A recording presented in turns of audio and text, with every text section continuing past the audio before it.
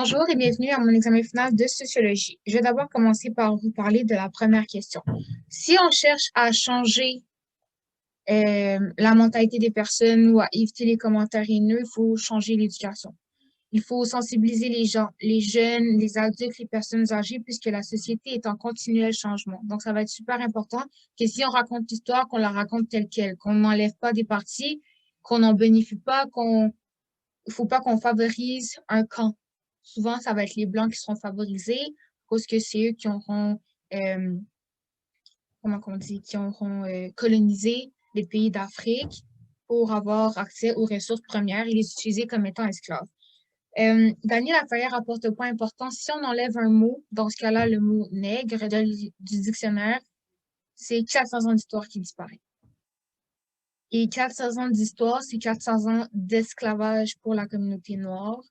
C'est un très, très gros bloc dans la société mondiale d'aujourd'hui. Donc, on ne peut pas juste censurer ce mot. Si c'est pour une éducation, pour éduquer les autres, c'est correct, mais si c'est devenu une insulte, tu passes dans la rue, quelqu'un te dit Hey, avec le N-word, c'est une personne blanche, c'est pas un contexte d'éducation. Là, c'est plus rendu dans un contexte d'insulte. Donc, vraiment, il va falloir faire la différence entre ce qui est considéré comme étant une éducation et qu'est-ce qui est considéré comme étant une insulte.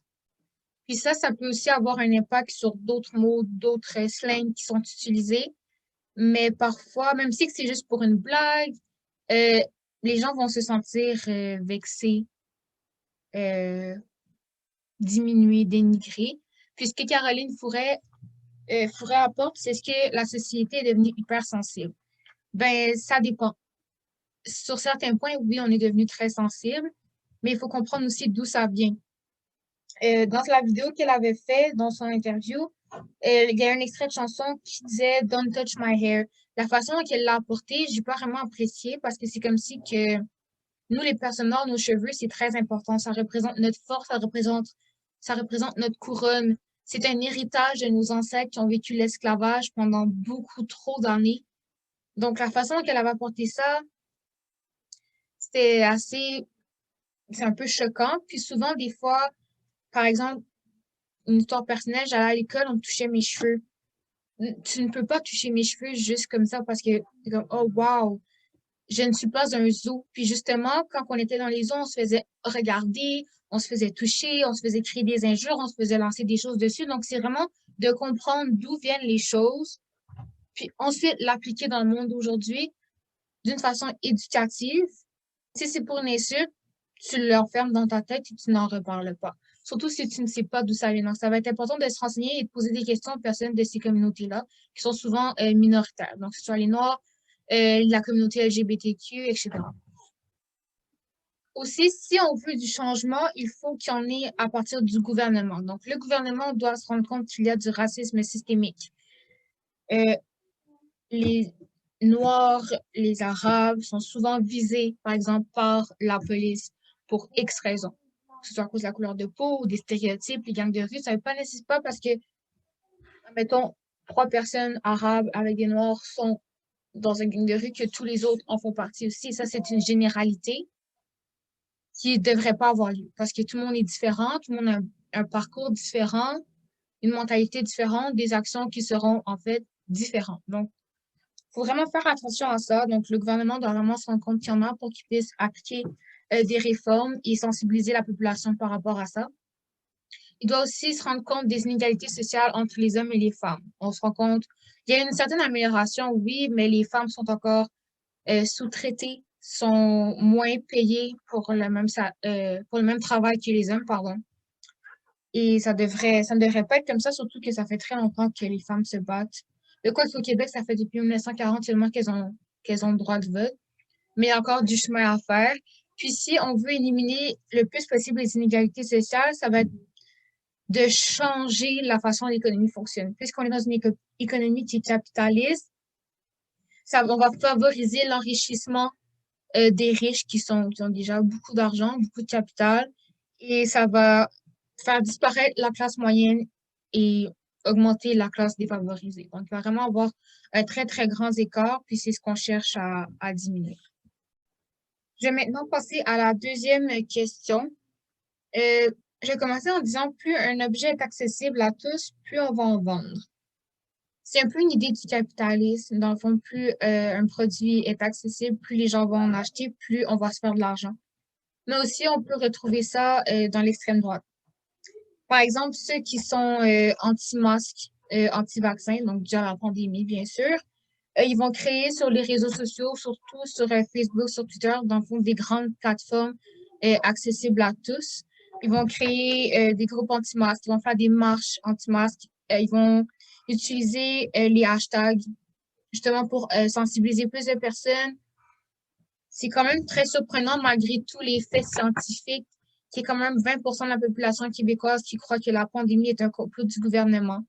Euh, ce groupe de personnes vont penser que Ouais, ce groupe de personnes vont penser que le fait de porter un masque, ça brime tes droits et libertés, mais en fait, si on se fie à ce qui est scientifique, c'est un moyen de protection. Puis, c'est super important de se protéger, surtout en temps de pandémie. On sait jamais comment ça peut nous impacter. Donc, je trouve que c'est un peu égoïste de, de ce groupe de personnes de ne pas porter de masque. Comme Frédéric Gros l'a dit, la raison transforme la peur en défiance. Donc, les personnes qui font partie du groupe de l'extrême droite vont se rendre compte que le gouvernement serait leur ennemi puisqu'ils pensent que ceux qui ont créé ce complot, donc qui ont créé la pandémie. Donc, le but de ces groupes, c'est vraiment de créer une énergie négative dans la société. On peut même aussi le retrouver dans un autre mouvement qu'on a vu surtout sur TikTok. Et ça s'appelle Super Straight. Dans le fond, c'est les personnes hétérosexuelles qui ne vont jamais avoir de relations sexuelles avec des personnes transgenres. Euh, Moi-même, faisant partie de cette communauté, j'ai trouvé ça assez ironique de vouloir créer une autre sexualité, si on veut. Ça vraiment, je trouve personnellement que ça fait juste banaliser les personnes de la communauté LGBTQ qui pendant longtemps se sont battues, même encore aujourd'hui dans beaucoup de pays, ils n'ont pas les mêmes droits, ils ne sont pas considérés comme étant des humains euh, hétérosexuels, si on veut. Donc c'est assez farfelu, c'est assez curieux de penser que on a besoin de se créer une autre sexualité pour être accepté ou c'est juste pour avoir de l'attention. Dans le fond, ça va être vraiment d'avoir l'attention des autres. Puis c'est vraiment une guerre culturelle qu'ils sont en train de créer. Puis les messages qu'ils vont passer, ils vont les faire en blague. Euh, Dans le fond, ils vont utiliser l'ironie pour faire passer leur message. Donc, ils vont utiliser des blagues de second degré, mais en vrai, quand tu y penses, quand tu y réfléchis, quand tu analyses, tu vas te rendre compte que c'est vraiment de premier degré. Donc, pardon, c'est vraiment haineux comme commentaire envers les personnes qui souffrent réellement de ça. Et pour finir, j'ai pris la question numéro 5. Je vais commencer en disant l'émotion prend le dessus de la raison. Donc, si on met nos émotions trop de l'avant, nos actions, les mots qu'on va dire vont.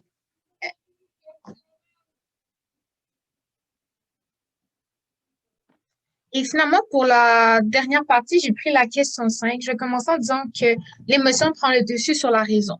Si on met trop nos émotions de l'avant, nos actions vont avoir des conséquences assez importantes, ce que ce soit envers les mots, envers les choses qu'on pense, ça peut même nous affecter et affecter les personnes autour aussi. On peut prendre l'exemple avec les réseaux sociaux. Depuis la pandémie, tout le monde est constamment sur les réseaux 24/7, donc il y a beaucoup trop d'heures par jour.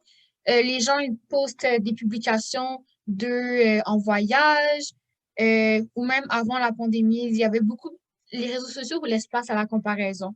Souvent, on va regarder les photos, dire, oh, moi aussi, j'aimerais avoir ça. Certaines personnes, ça va les affecter plus que d'autres. Et avec l'anonymat, des réseaux vont passer des commentaires dénigrants envers les personnes qui, eux, faisaient simplement partager les choses de leur vie quotidienne ou qui leur faisaient plaisir. Donc, l'intimidation, c'est une conséquence pardon, la cyberintimidation, c'est une conséquence euh, de l'omniprésence des réseaux sociaux dans la vie de tous les jours. Aussi, si on cherche pour qu'il y ait la régulation des émotions, Donc, la cyberintimidation va être une sorte de violence due à la jalousie que les autres ont pour ce que les autres personnes ont mis sur leur compte Instagram, Facebook ou peu importe. On peut aussi retrouver ce type de violence dans les gangs de rue, donc dans la mafia. Ces groupes de personnes vont faire n'importe quoi pour l'argent. Ils vont utiliser la peur de la population, ils vont faire des menaces. Donc, si tu ne fais pas ça, il va t'arriver ça. Donc, les gens vont se mettre à leurs pieds pour assurer une certaine protection. On peut retrouver ça dans les quartiers comme Montréal-Nord, Rivière-des-Prairies, Saint-Michel. Donc, c'est vraiment un quartier où est-ce qu'il y a beaucoup de violence euh, qui, qui peut être due à cause d'une absence parentale, du manque d'argent, et on n'a pas un sentiment d'appartenance, on n'est pas en sécurité dans son environnement. Donc, ça va être une façon, en instaurant la peur, ça va instaurer une certaine hiérarchie. Puis, entre cette communauté-là, il va y avoir un certain support, mais ça sera peut-être pas le meilleur des supports. Donc, si on veut réguler les émotions d'une manière objective, on peut prendre en considération la pyramide de Maslow qui utilise 5 étapes de la pyramide. Donc, on commencerait avec les besoins physiologiques. Ouais, pardon, physiologiques. Donc, avoir une stabilité financière, donc qui va nous permettre d'avoir un toit, de l'eau, de la nourriture, donc le besoin de base. Puis par la suite, quand que ces besoins vont être établis, il va y avoir la sécurité. Donc, avec la sécurité, on va savoir qu'on a un chez-soi, qu'on a une famille, ensuite, ça augmente. Donc, il y a donc, la sécurité, ça va remettre une protection contre ce qui menace le bien-être de la personne. Donc, ce qui nous met en danger, que ce soit un voisin, une personne de la famille qui nous aime pas, un ou une amie de l'école. Puis ensuite, on peut procéder avec les besoins sociaux, donc tout ce qui est relations amoureuses, amicales. Ensuite, ça va être l'estime de soi et la réalisation de soi. Donc, c'est l'option si on se base, si on utilise la pyramide de Maslow, ça va être une façon de réguler les émotions et de les objectiver au lieu que les émotions deviennent un objet du marché. Donc, merci beaucoup de votre écoute.